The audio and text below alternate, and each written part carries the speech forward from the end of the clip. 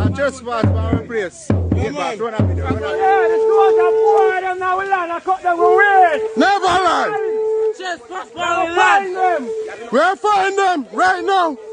Right now we are finding them in our bush. Put up the video there, make them know reason why we are camp. We come in. We leave our machine. We come in, jump and come in gun. I jump, we come in. And you come in gun. So who bother? Who bother? Me know the owner, but you not find gun. Who not find gun, pan boy? Can't shoot nobody else, so. I own a man.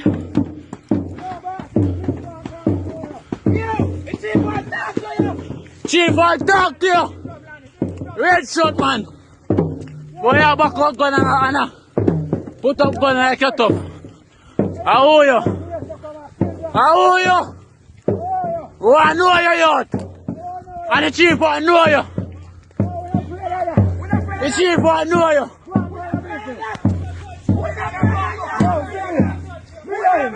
We have them.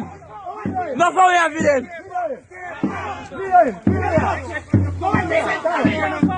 I'm not joking. We're not joking. We're not joking. The chief wants to talk to you. We're not joking. Chief, come. Chief. Hold on. Play this bumbo clap. Play this. Play this. Hold the phone. Hold the phone.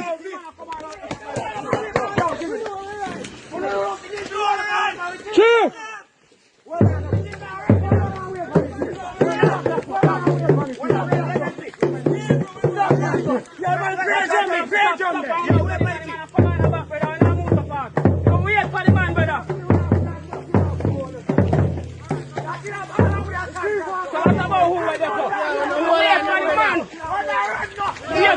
On the way up on the tree. Watch out.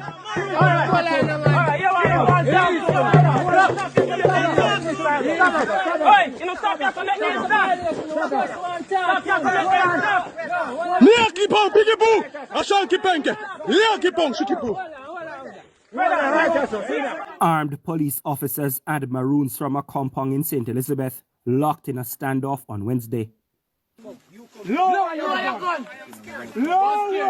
gun. The Maroons were upset over what their Colonel Richard Curry said is the practice by rogue police officers to extort Maroon farmers for money and crops. In this video, Maroons beating drums advanced towards armed officers. In the end, no one was hurt in the confrontation. Please exit. Please exit. Head of the JCF's Corporate Communications Unit Senior Superintendent Stephanie Lindsay says the operation was part of the Narcotics Division's clampdown on illegal cultivation of ganja. SSP Lindsay added that checks with the Cannabis Licensing Authority revealed that no licenses were granted for the cultivation of ganja in the area. They destroyed approximately 3.5 acres. Then they were confronted by this group of persons who insisted that they were trespassing on their property. And things got a little intense. I would say they're confrontational. So the police, having done the risk assessment, made the judgment to abort the operation so as to de-escalate what was happening. But Wednesday's standoff is not the only contentious issue involving the Maroons. Fingers are also being pointed at them over these signs that were recently torn down. The signs were erected in a protected area in Quickstep in St. Elizabeth.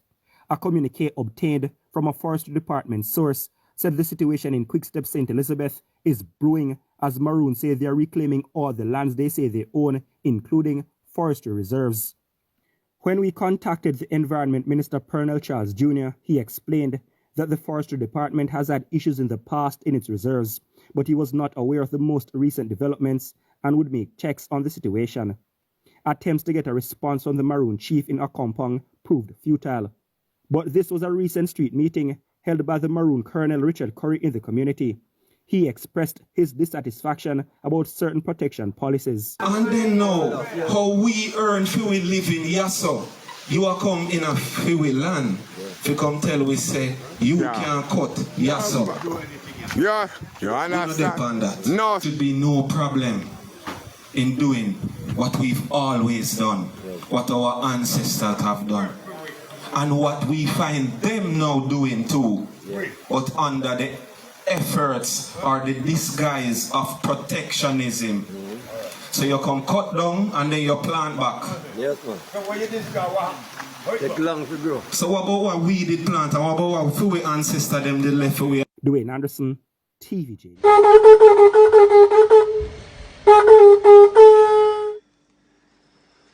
Greetings. I'm Chief Richard Curry, duly elected leader of the indigenous Maroon people of the Cockpit country. I'm a humble countryman, raised in rural Jamaica, among a unique set of tribal people residing in the hills of the Cockpit country. My people bravely defended Jamaica against colonization and defended the right of Aboriginal people in Jamaica to govern ourselves and our own land, in Jamaica land we love. I've never been a criminal or involved in any kind of violent activity nor organized crime. I'm not a gang member, and there are no gangs in my territory. I'm a bloodline descendant of the island's first people. I'm proud to say that I hold their traditions of independence, freedom, and self-sufficiency. This land of my people is ours, and ours alone. Our ancestors fought bitterly from the time of the Spanish up until 1738 to defend this land, and we will never stop defending it, and we will never stop honoring the ways of our ancestors and the sacrifices that they made to ensure that we had a place to call home. This was not land we begged for, and this was not land that King George II gave to us, but rather land that we have possessed since prehistoric times. Yes, many people did come from faraway lands to join our ranks. But the first people to be called Maroon are the people today known as Arawaks or Tainos, the first people of the Antilles.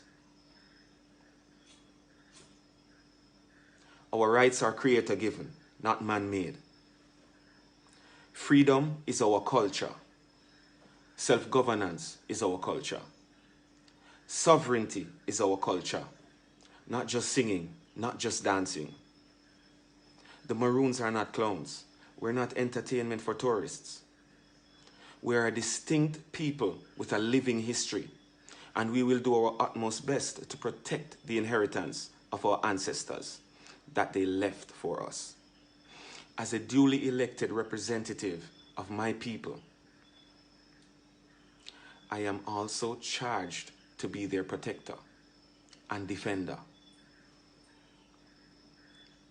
to lead them fearlessly in the face of adversity, and to be the first in line of defense of their rights. When the Maroons are in need, they do not seek first to call 911 or 119 or any string of numbers. They call their chief. The members of the Jamaica Constabulary Force and the members of the Firearm Licenses Authority are not elected by my people.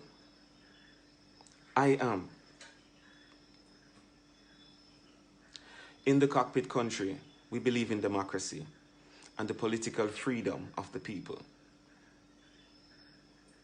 Therefore, I must inform the entire Jamaican public that I do not seek permission to defend my people.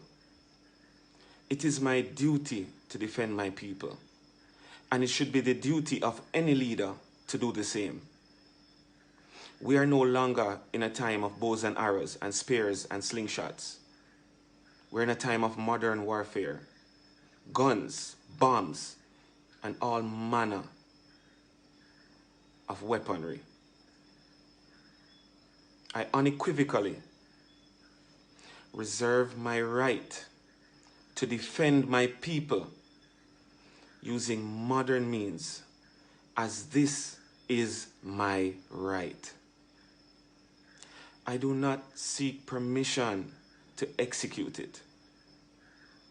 The protection of my people and their property is my fiduciary duty. And there is no power on earth, temporal or spiritual, that can separate me from my duty and my undying love for my people. I urge the government of Jamaica to keep the peace and to allow me to look after my people in peace, and to allow my people to live comfortably in their ancestral homeland, as we trouble no one and deprive no one of their rights by doing so. Thank you very much.